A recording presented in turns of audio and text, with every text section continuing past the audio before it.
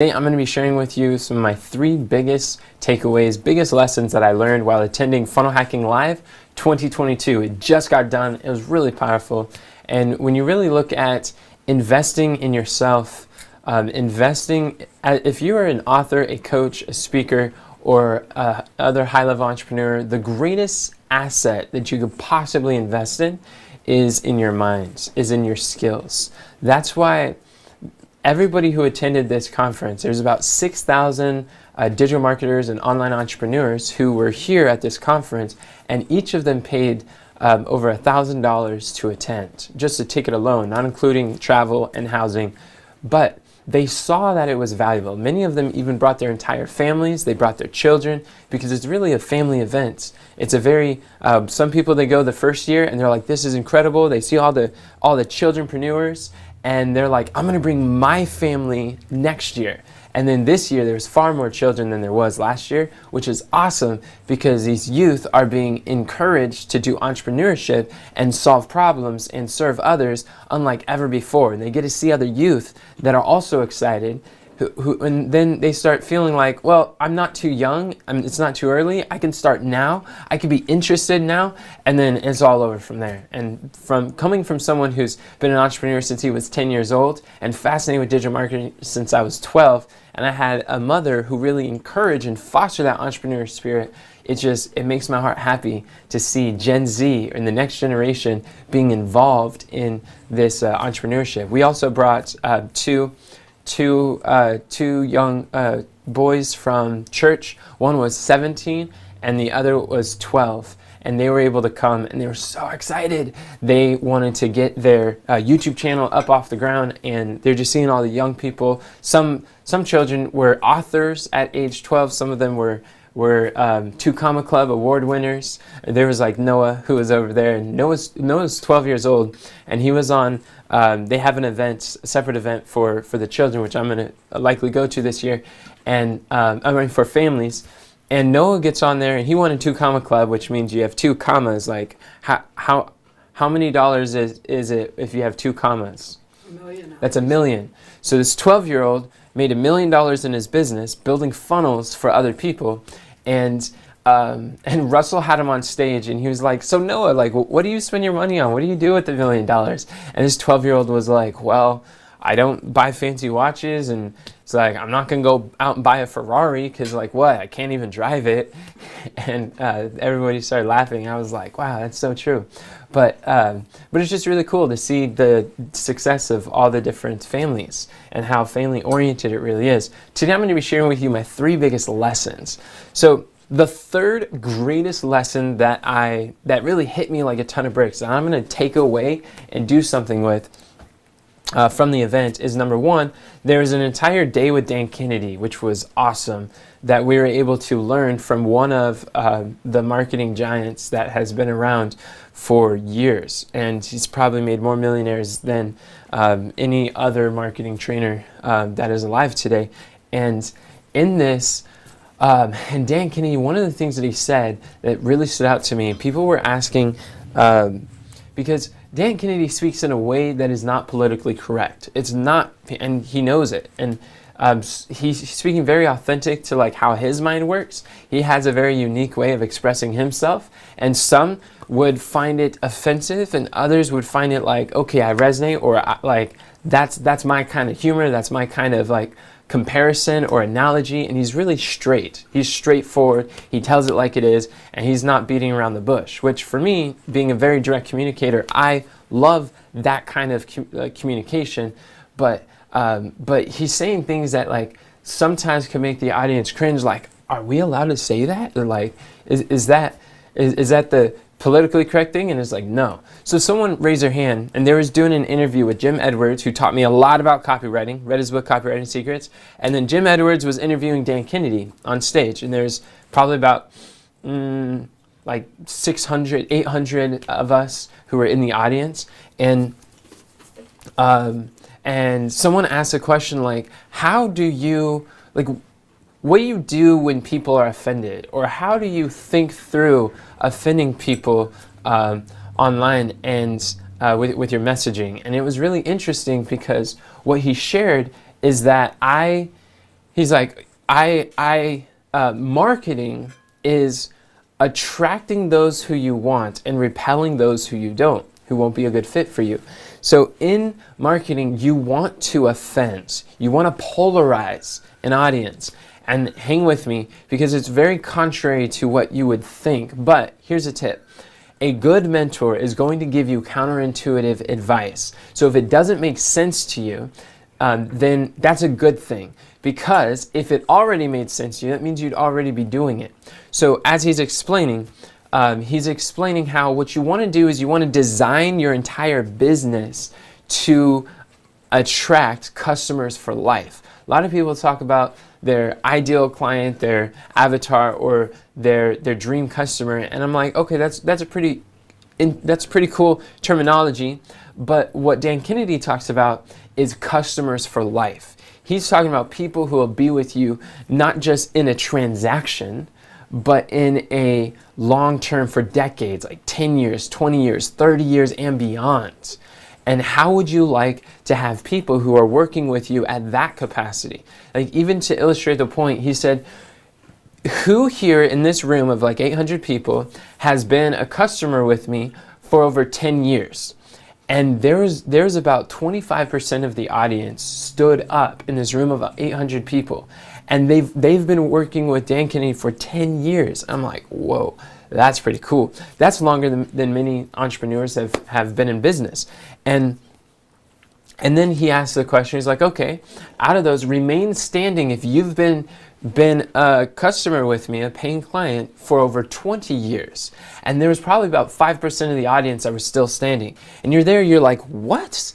And he mentioned how out of those 10 year, 20-year veterans, they already know the stuff that Dan says. They already know the frameworks. Like, everything that Dan teaches can be distilled in maybe like 30 principles. But why are they still a customer for life? Why are they still sticking with him? And you're saying because he built his business around who are the ideal people who would most likely be customers for life. And every decision, every messaging was spoken to that one person. And that's why he was able to have that. And it's like light bulbs are popping up. I'm like, wow, that makes so much sense. So like the ideal client, the dream customer, that, like, to me, the meaning that I took to it is like, wow, that's actually like an imperfect kind of description of it. You really want someone who could be there for a lifetime and who could love every process, every part of it. And he was mentioning how the way that you do that, the way you attract your customers for life, is by offending those who wouldn't really be the best fit for what you're doing. And he mentioned something. He said, offend quickly, offend cheaply, and offend early. And I was like, wow, that is a whole different mindset. I know Jim Edwards in his book Copywriting Secrets, he says, love me or hate me, but there's no money in the middle. And there's a study that I did with our copywriting team where I realized, it's actually a very biblical thing, this principle of polarization. You want to polarize an audience because the moment you take a stand, you take an unpopular stand, then the people who would be supporters for life, they're going to be like, you're giving expression to things that I've believed, but nobody has ever said, or nobody was willing or brave enough to say, but you express that. And he's like, that's your goal. That's what you want to have. And which is really interesting, mind you, because 2 days later, I was at the event, the award ceremonies, and then Brian is a Christian business owner, and he has over, he makes like $70,000 a month. And he was saying that I've been watching your YouTube videos. I absolutely love them. And he's like, Enoch, you share things that I've believed for years, but nobody else has talked about these. And it's like, I resonate with you and your messaging some of the most than any other trainers because of like the biblical principles and just like the angle that I come from. And I'm like, that is so cool. I'm so glad that this was able to resonate with you and that it's been a blessing to you. And it reminded me of the words that Dan Kennedy said just 2 days before. He's like, that's the goal. I'm like, okay. It's like, I'm starting to get the hang of this. And so Dan Kennedy continued, and And he was showing how one of the reasons why you want to offend cheaply and offend early is because it is in other words, you polarize your audience. And he talks about how there's some people who come and they just want to haggle customer support. They come to your event and they just want to they just complain and they criticize and they have issues and and they kind of they want to infect all the other attendees and make them all start to be grumpy. And then there's people who will buy your $1,000 course, they'll buy your next thing, and then they're just causing a ruckus. They attend your online challenge and they're on there complaining customer support publicly, openly to all the people who are having a great time. And it's the sooner that you can get those people out, the better. And the less resources you spend on people who are just going to be complaining and whining and they're never a good fit to begin with, it's better that way. See, it's interesting where Jesus in Luke chapter 8 and verse 10, he was asked the question by the disciples, and he's in verse 9, why do you speak in parables? And in verse 10, he said, unto you it is given to know the mystery of the kingdom of God, but to others in parables. Why? That seeing they might not see, and hearing they might not understand. So Jesus was saying he's literally he's speaking in a way that is closing the understanding of some while opening the understanding of those who are humble, who are ready, who are ideal. Jesus came to seek and save that which is lost, those who feel their need. But the sick need not a physician. So Jesus, as the great physician, he's coming. His message isn't for everyone. His message is for the sick. They that are whole, that are healthy, or who perceive themselves as being wise in their own eyes, Jesus' message wasn't for them, because they could use the message against them. They would complain, criticize, condemn, persecute. The more knowledge that the enemies of God have, the less, the more damage that they could do for the movement that Jesus is trying to create. It's very interesting because when you look at John 6, we were reading this during family worship last night, and it was amazing because Jesus said something in John 6. He says, unless you eat of my flesh and drink of my blood, you have no life in me. And he was speaking to the 70 disciples, the 12 disciples. He had an audience. And when the 70 heard, they said, this is a hard saying. And they said, who can hear it? Then they walked away, and they were no longer with Christ. And Jesus said that he knew who would be offended. He knew who would receive it and who would not, and who would betray him. And therefore he spoke, because he was basically cleansing his list. He was polarizing his audience. He was attracting those who he wanted, and he was repelling those who wouldn't have been a good fit, who were following him for the wrong reasons. And these are the 70 who, as early as he could, he's sending them a different direction, which is really fascinating when you see, because a lot of times people are like, no, we shouldn't offend people. We should come along and get along. And it's no, don't say that. Some people are going to find that offensive.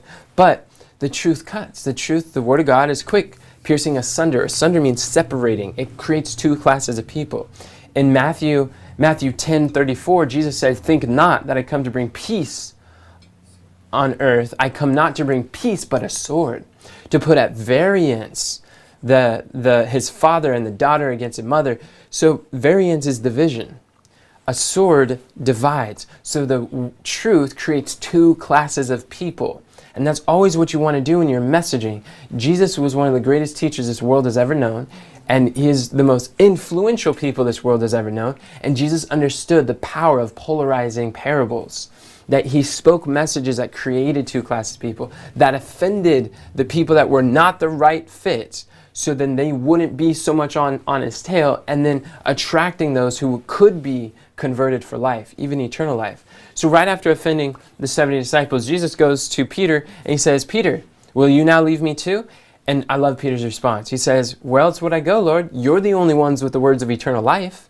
That's a customer for life. That is one who is converted for life. So you see that he by that statement, he drew his ideal follower closer and repelled the people who were not a good fit to begin with, which is mind-blowing, because what does this look like in practicality? One thing that I notice is how Myron Golden, he's a mentor of mine, and he refers to like public education system as child prisons and the government indoctrination camps, which when I hear him say that, I was like, are you allowed to say that?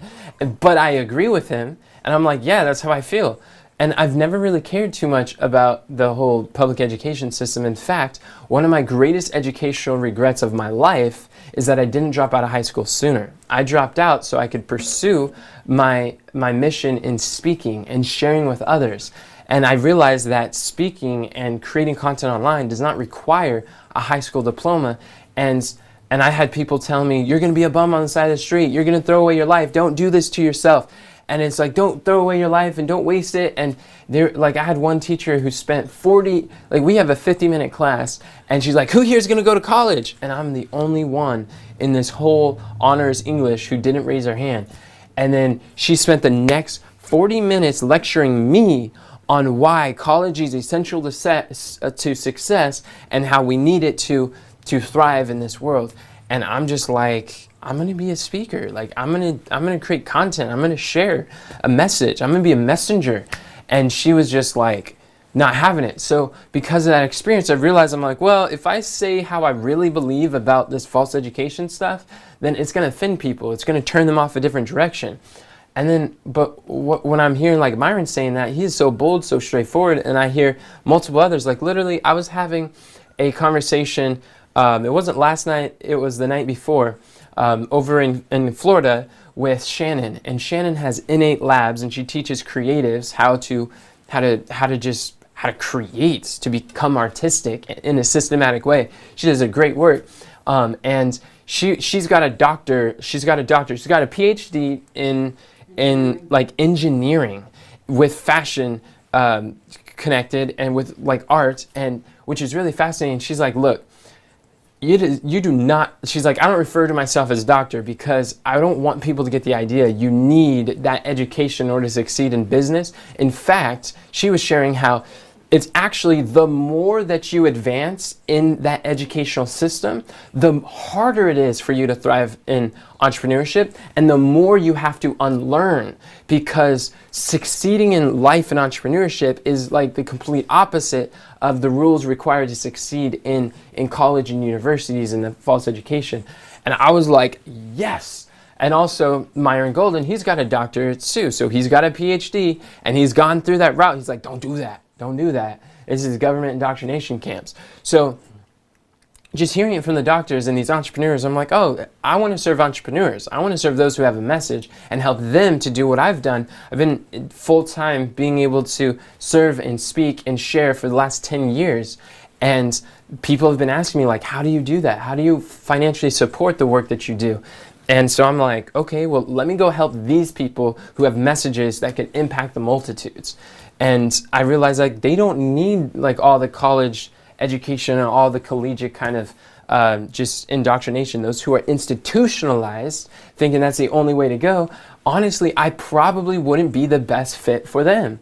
If they think that's the only way to succeed, then my training, my style, my messages, they aren't really best for them. That doesn't mean that it's impossible for them to succeed. Yeah, that's going to be a disadvantage, but there's going to be other people who can help them to thrive who can speak their language. I'm not the only person possible to reach that individual.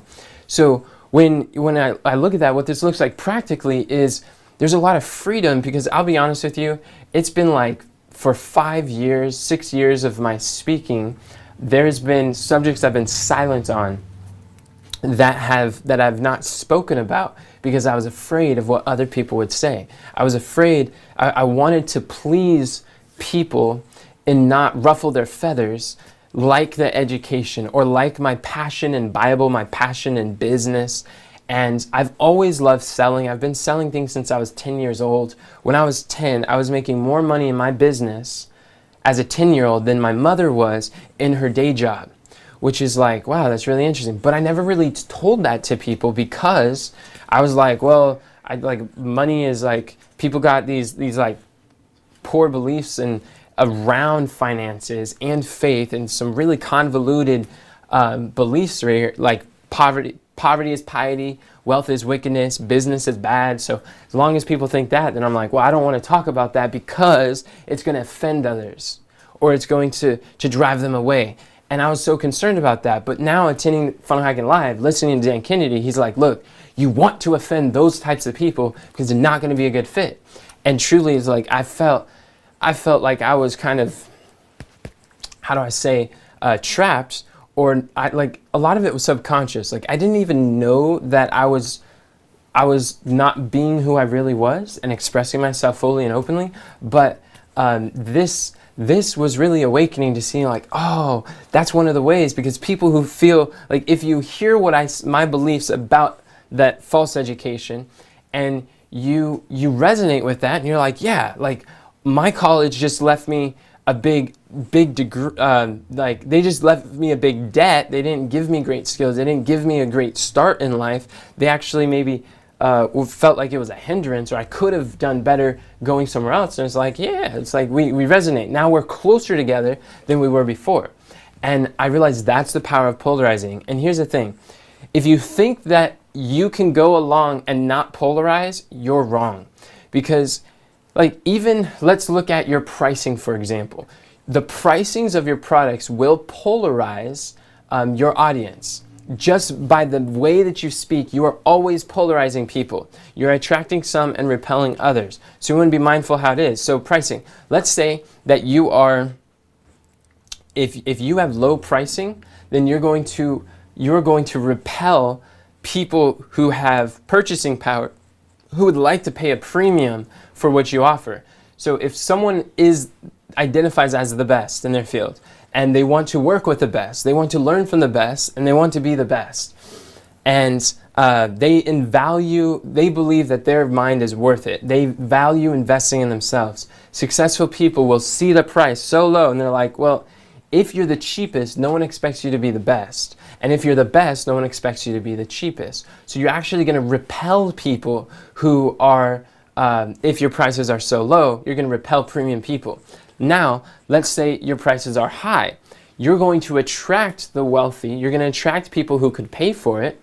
And you're going to repel people that do not value their life enough to invest a premium. For instance, $1,000 ticket at in order to attend a conference for 3 days. Some people are like, why would you spend $1,000 to attend a conference for 3 days? And it's like the thought of investing in themselves at that level is just unheard of.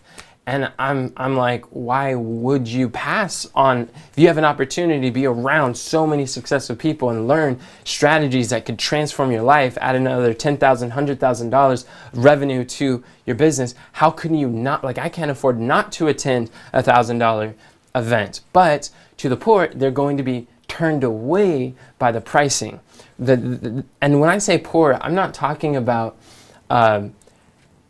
what they have, like the finances they have. I'm talking about the belief system, the mindset, because many people think that they're poor because they don't have money. No, you're not poor because you don't have money. You don't have money because you're poor. What do I mean by that? You have a poor mindset. Scarcity is a lens through which you look at life constantly, where poor people are constantly saying, I can't afford, but wealthy people are asking, how can I afford?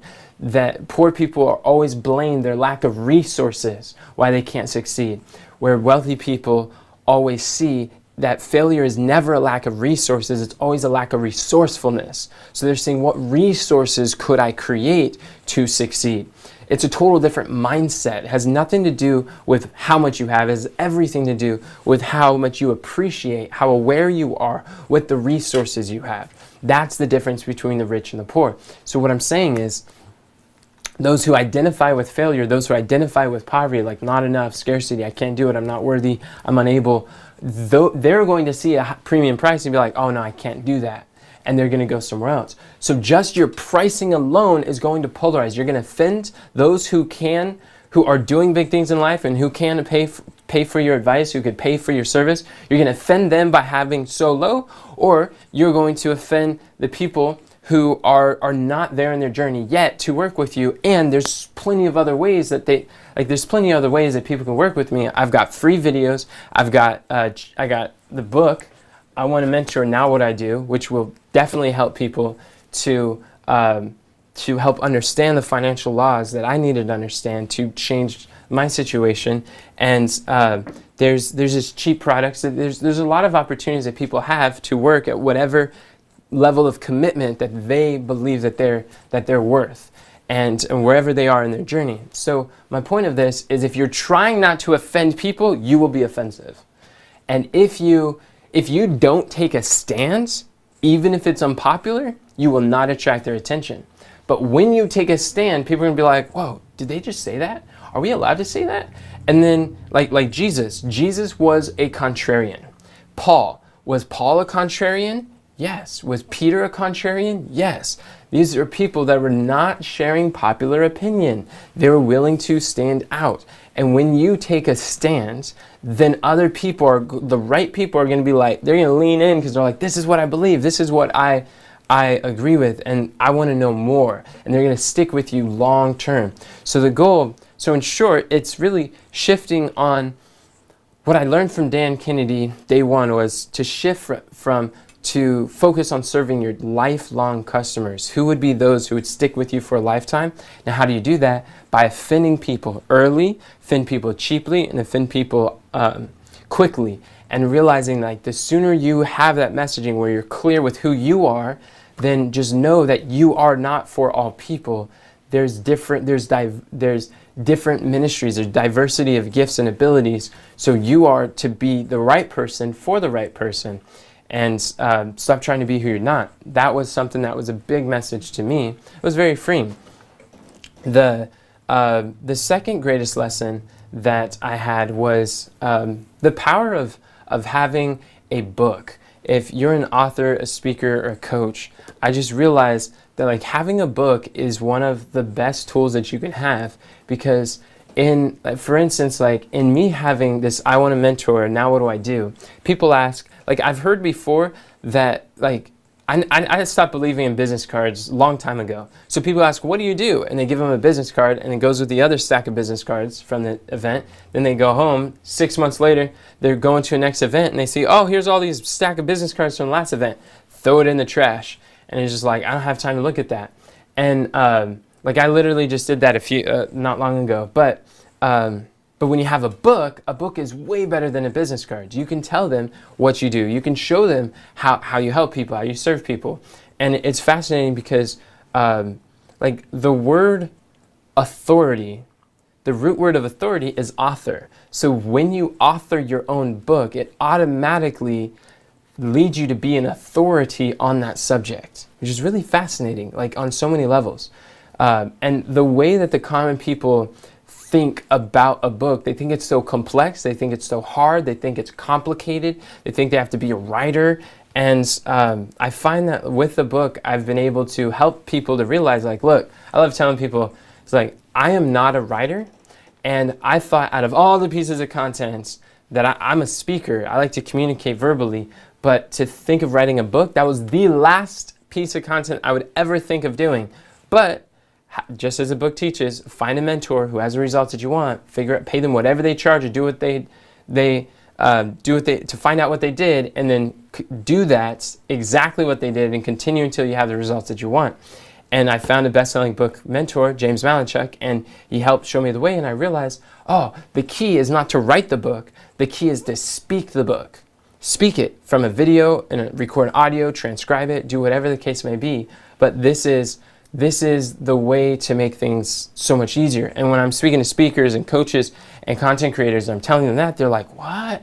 That sounds so simple. But what's really cool, here's a side note in communication to help your communication. If you want to have more influence with people, then one thing that's really helpful is to share with them what they think, like, I gotta write the book, and then share them give them reframe their idea, give them a new idea that stretches their mind that they didn't expect. Like, don't speak the book, write the book. I mean, don't write the book, speak the book. When you say that, or something like that, it could be in your niche, whether in health, wealth, or relationships, you share with them, like a common belief, a myth that they have, and then overcome it, bust it for them, they'll automatically have greater trust with you because you just showed them a knowledge gap. You showed them a gap of what they thought and what things are and going towards a direction that they care about. And then instantly they think, well, if the person knows more about this, they probably know more than me about some other things in life, and they're willing to lean into you. They're willing to listen more. And that's one way to be able to have greater influence with others. But having a book was interesting because I was talking to people who are 8-figure entrepreneurs who've made 25 million, who've made over $1 million, and a variety of these different people. When I pulled out the book, you could just see like there was a decided shift in their mind. One guy, Isaiah, he's a closer for his high-ticket coaching business. They just got their 2 Comma Club award. And I haven't talked to him for about a year. And I shared with him, I'm like, hey, he's like, what's been going on? What's new? And I pulled out the book. I was like, hey, I wrote a book. It's a best-selling book on Amazon for business consulting. He's like, wow. He's like, whoa. It's like, you really just changed the way that I look at you. Now I see, like, you're a mover. You're a doer. You're doing things. It's like, let's connect. I want to help you in whatever way that I can. And he's like, I had no idea you've been doing this. You've been working, and I love it. And instantly, there's just a connection because of a book. And that was just like, it wasn't even much words. It just put it in his hands and you could physically feel it. And society has placed upon a book as something inherently valuable, as inherently tangible. Most would feel uncomfortable throwing away a book into the trash, but they are, because they just see value in that.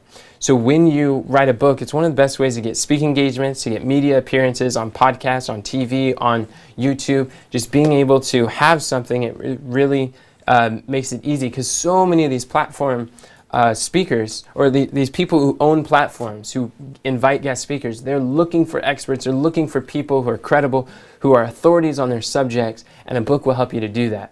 Also, one last thing, something I learned from Dan Kennedy. He wrote a book called Book the Business. I went through, it was really powerful. He was sharing, one principle was that a lot of what he does is helping people to realize, to create an expert's, an authority aura, like an authority, expert, to be influential people. There's a book by Daniel Priestley called The Key Person of Influence. And it's really the key people of influence are the ones who have oversubscribed businesses, who have people lining up at the door, who people want to work with. It's when you can position yourself as someone who is credible in the solution that you want to solve, that's when people really start paying attention. That's when people come. And it's really fascinating because as I've been posting, even just this last week, I've been doing this for a while, but this last week, I've been posting my takeaways from Funnel Hacking Live. And before, I felt more uncomfortable about posting about the events that I've been attending because I know that people are going to judge me. People are going to be like, oh, why are you attending those events? What are you doing? Are you crazy? It's like, why are you spending money traveling to go to these marketing events? And some people think like all online marketing is a scam, which I'm like, okay. But one thing that really helps is just the question, if I were to wake up tomorrow with the same results that they have in that area of life, say business, finance, influence, whatever, would I be happy? And if the answer is no, then I don't have to accept their gift of that criticism.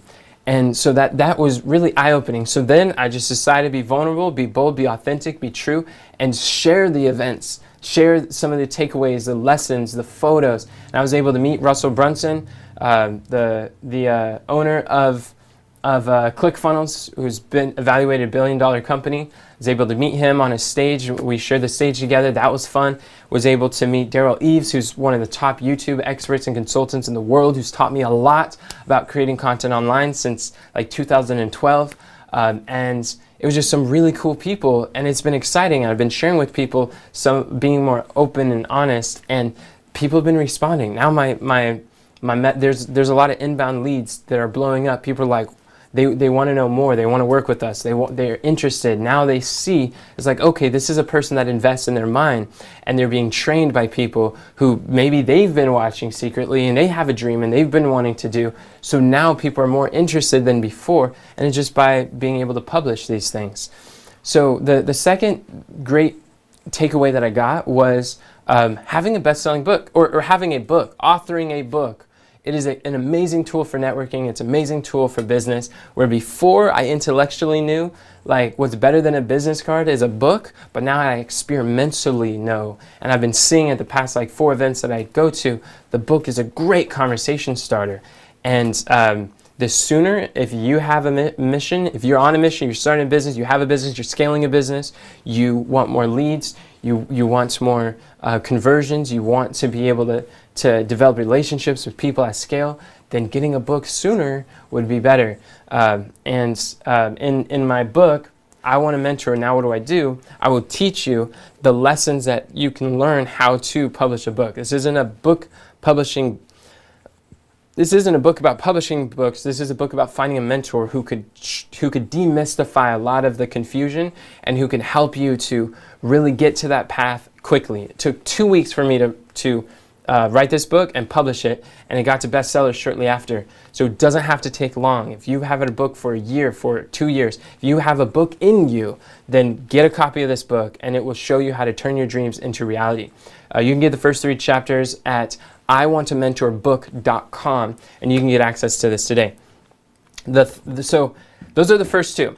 The third and second most powerful takeaways I got. The number 1 takeaway, the thing that really stood out to me the most, that I think is going to affect me the most, both emotionally, financially, socially, in so many ways, is the takeaway is that don't be afraid to share my vulnerabilities. Don't be afraid to share my failures, and to be more open about even my insecurities online, on camera with you, and just be raw, be open, be honest, be real. In this event, it was just one thing after another. So interesting. I would love asking people in the hallways when I meet them. I'm just like, hey, who's been your favorite speaker and why? And one lady said she really liked this speaker. I forgot who she was, her name, and I was like, why? What did you like about her speaking? And it was just that she talked about her failure. She talked about, it wasn't just like on social media, all you see is the highlight. You see the tip of the iceberg. You see all the success and glamour and all this great stuff that people are doing, but you don't hear as much about their failures, the things that didn't work, their fears and their insecurities of growth, because at every level of growth, when there's a new level, there's a new devil, and every one of us, no matter where we are in our cycle of development, there's always going to be a struggle. There's always limiting beliefs that are holding us back. Doesn't matter how long you've been doing things. Like I've been professionally speaking for 10 years now, and I still have limiting beliefs about speaking that I'm seeking to overcome, aka share my vulnerabilities. And that's something I've been I've been like step by step, like growing more and more comfortable with, but it hit me like a ton of bricks. This was this lady's favorite part about the event, is just how vulnerable the speakers were. And you see all these successful speakers who made over 7 figures or more from stage, and they're all vulnerable, which is really cool. So it's like so many people are afraid to talk about their failures or talk about those things that maybe they carry some guilt or shame around them. But what's really powerful is if you, like I realized if I carry guilt or shame around this, it could be like my fear of speaking on camera. There was a time I was trying to overcome my fear of speaking on camera, so I went live every day for 100 days, just getting the reps in to get comfortable with speaking on camera. That was something that I needed to overcome. And so I document that journey, and people are like, I'm afraid of speaking on camera too. And they resonate more with me. Now they want to watch my journey more. They're more invested. Why? Because they see themselves in my journey. I remember I was at a mastermind that people invested $155,000 to attend this mastermind. And while I was there, there's an entrepreneur, Sabetha. She came up to me. She's like, hey, Urinik, it's a pleasure to meet you. I said, hey, it's a pleasure to meet you in person too. And she's like, I just want to tell you that your story really inspires me. Your story especially is encouraging to me. I'm like, wow, that's interesting. What about my story do you find so inspiring? And I'm thinking there is a lot of people in this room having 7-figure days, 6-figure days, and there's a lot of like even $7 million days. And there's people who are having a lot of success that are really inspiring. Why do I resonate with her the most? And she's like, well, because I feel like out of all the other stories, like I could identify with you more. I could relate to what you like, your journey. And I'm like, that is so cool. That's one, that I can inspire her, but two, that she's willing to share, and three, that it's by even like every time I share my story in this room, I'm like, like, I don't know if this is small enough. Like, okay, we just had a $40,000 day. These people are having $7 million days. Like, is that really like a comparison? But I guess when they hear that story and sharing it as a win, because they talk about wins, then it could be inspiring to people who more identify with my level of where I'm at in the journey in the room. I'm like, that's really cool. So, and then like manner for you, there are people who will identify with your journey and be inspired by your wins, even if in your mind they seem like small wins when you compare it to people who are further ahead. But I really believe, don't compare your beginning to someone else's end or someone else's middle, but be you times two. And when you're able to do that, people can resonate with you. So that sharing the vulnerabilities is really powerful. And also something I'm going to be talking more about is just recognizing how one of the insecurities I had was just a tendency to be a people pleaser, in like not wanting to talk about business and the Bible, not wanting to talk about like my passion for entrepreneurship and sales. And like I've always done that, which is really bizarre to me, because in my audience, I have a lot of mission-driven people, and a lot of times mission-driven people think that money is the opposite of mission. But what I realize is, if you don't make the money, you can't support your message. So money is an important subject, and rather than capitulating or surrendering to other people's limiting beliefs about finances, I'm going to be me. I'm going to be authentic. I'm going to share what has helped me, share what I'm learning, and just share my passion with business. And I realized too, which is really mind-blowing, the more that I'm in alignment with who I'm called to serve, like now I'm able to help speakers, authors, coaches, consultants, other high-level entrepreneurs. I'm like, these are the people I love serving. These are my people. Those who are communicators, those who have a message, those who care about impacting the world from stage, from video, from courses, whatever the case may be. I'm like, this, like, out of anyone that I could possibly serve, if someone has a dream, if you got a dream on these levels, like, I'm so uniquely fit and passionate about helping you to succeed with using your mouth to make money, using your mouth to move the multitudes in a meaningful way, than so many people, and so many other subjects that I could choose, or I have done before. But like some of my early mentors, they were of the opinion or belief that it's wrong to make money with your mouth, that you need to be, if you're not using your muscle, then like as a mechanic, as a construction worker, as a farmer, or as something else, then you're not really following God's plan. You're not really doing the right thing. And it was just very narrowed in terms of like career paths that's acceptable. And so because of that, I just had so many limiting beliefs. I'm like, no, like I'm seeing so much going on online. I've known about digital marketing. I know this stuff works. I know like social media is able to get a message out to masses, and it's just in my heart, I was convicted to go in that direction. But because of associations, I felt constrained to stay in the land of lack when I could lead a life of leverage. But by making that transition and stop listening to those voices, just turn down their voices in my ear and start turning up the dreams, the calling, the recognition of really my assignments. And once I am in alignment with my assignment, people are like, wow, you speak with confidence, you speak with clarity. I could see the enthusiasm and the passion, the belief in your voice. And they're like, I enjoy that. Where before, it's like, I'm sharing on things that I know that I'm knowledgeable about, but it's still not the thing that I'm like lights me up and excites me so much, like serving you does.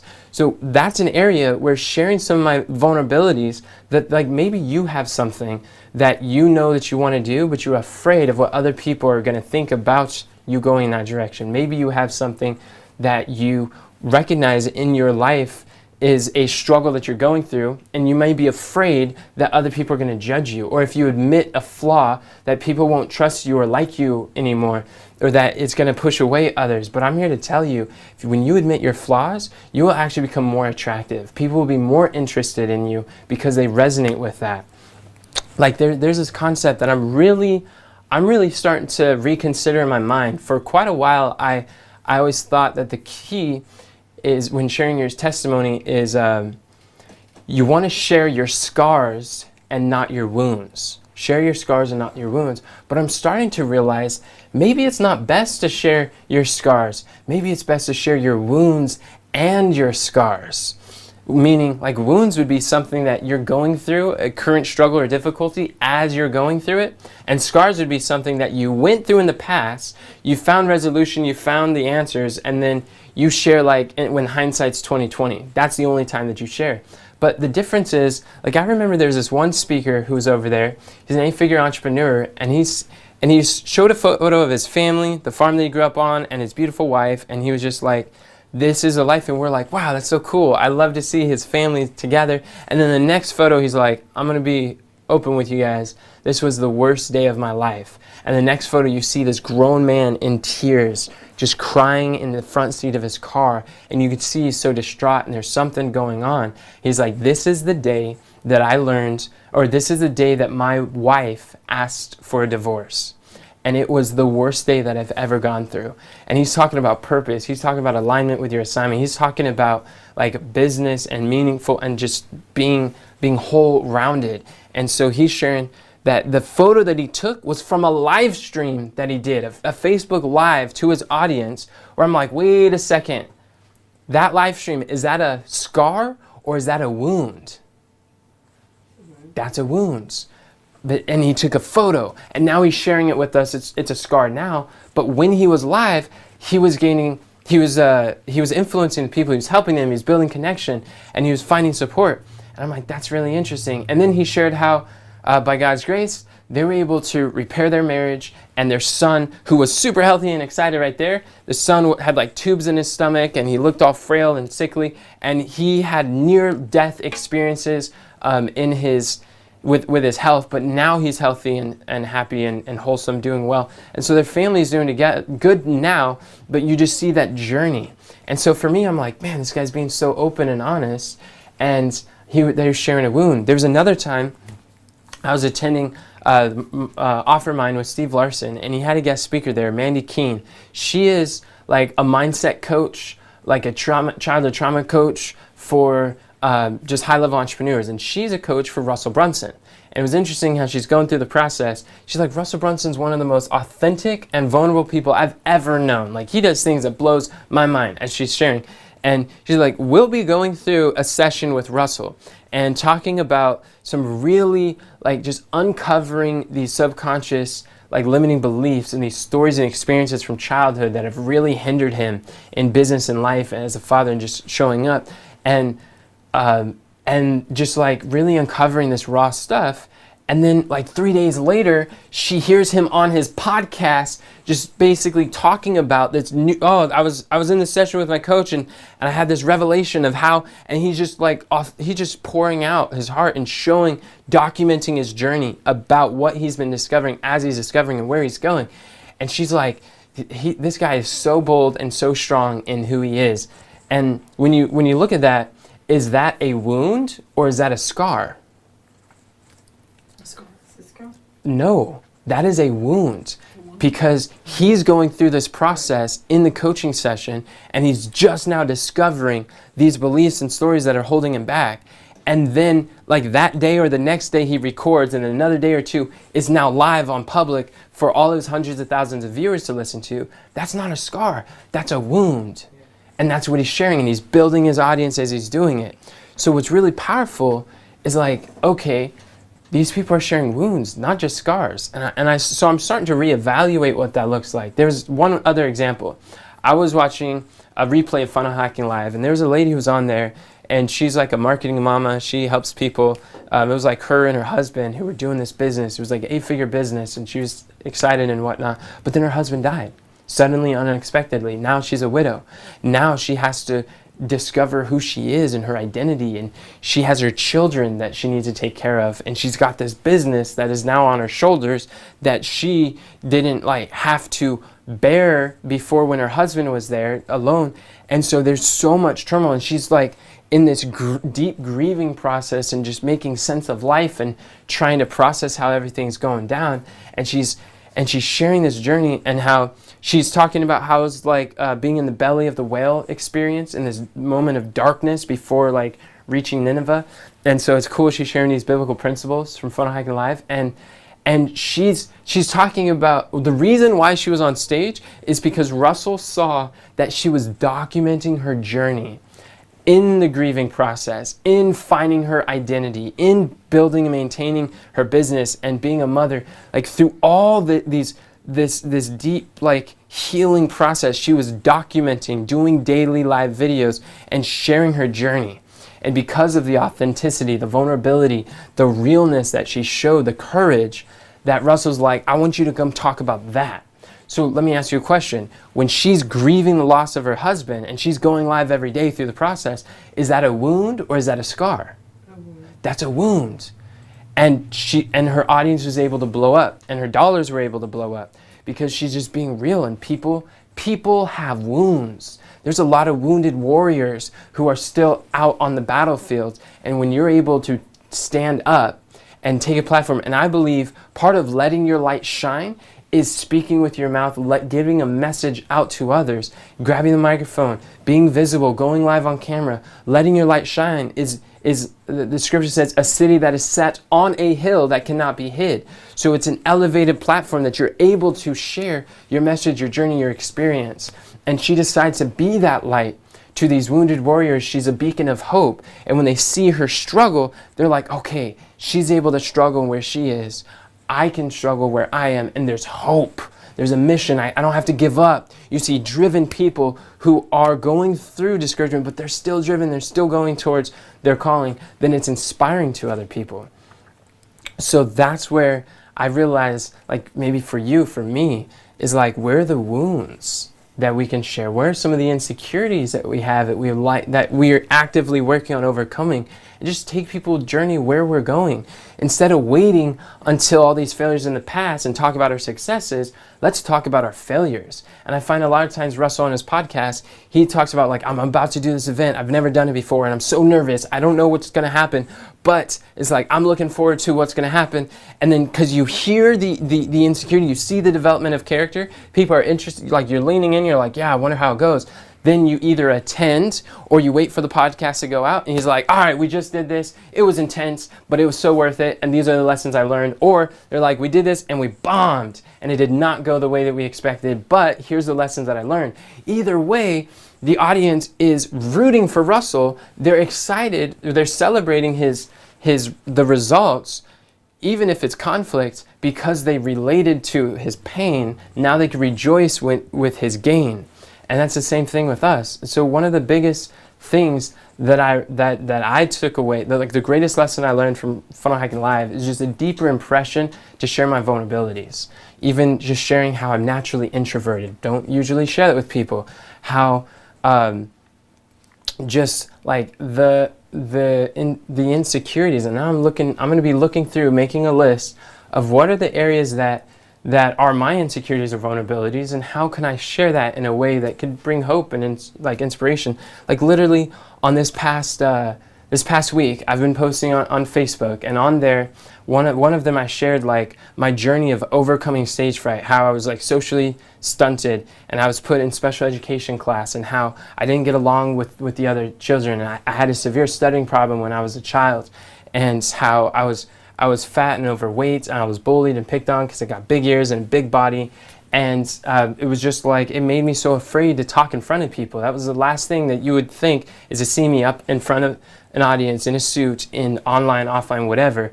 But the photo of it was me on stage with Russell Brunson and Todd Dickerson, the founders of ClickFunnels, and in this audience where 6,000 people have been able to view and watch and learn for the last few days. And it's like that journey of just overcoming, and how I shared with them, look, I still get fearful when speaking on stage. Like I still get scared, but what I've learned is to do it scared and do it anyways and do it often.